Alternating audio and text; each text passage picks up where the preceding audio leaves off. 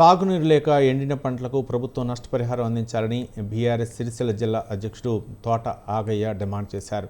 ప్రభుత్వ నిర్లక్ష్యంతో సాగునీరు అందక పంటలు ఎండిపోతున్నాయని ఆవేదన వ్యక్తం చేశారు. ప్రజల సంక్షేమాన్ని గాలికి వదిలేసి కేసీఆర్, కేటీఆర్లను విమర్శించడం లక్ష్యంగా కాంగ్రెస్ నేతలు పనిచేస్తున్నారని విమర్శించారు.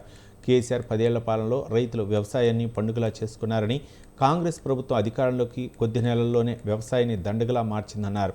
ఎల్లారెడ్డిపేట మండలంలో 425 ఎకరాల్లో పంట ఎండిపోయిందని తెలిపారు. అధికారంలోకి వచ్చి ఏడాది గడుస్తున్నా గత ప్రభుత్వంపై విమర్శలు చేయడం సిగ్గుచేటన్నారు. ప్రభుత్వ నిర్లక్ష్యంతో ఇప్పటికే ఉపాధి లేక ప్రజలు అనేక అవస్థలు పడుతున్నారని అన్నారు.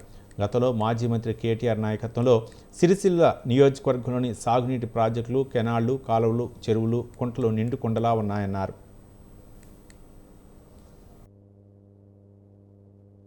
12,000 అని ప్రకటన చేసిండ్రు.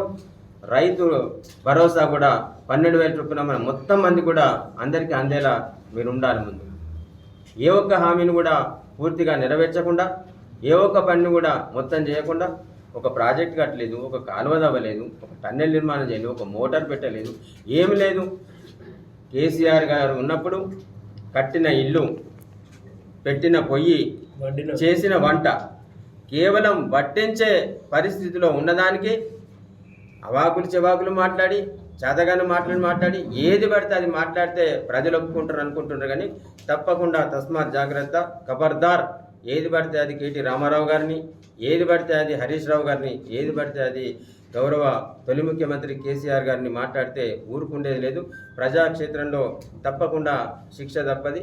తప్పకుండా ప్రజల చేతిలో మీకు గట్టిగా మీ వీపు బలిగే రోజు వస్తుందని చెప్పేసి హెచ్చరిస్తా ఉన్నాం.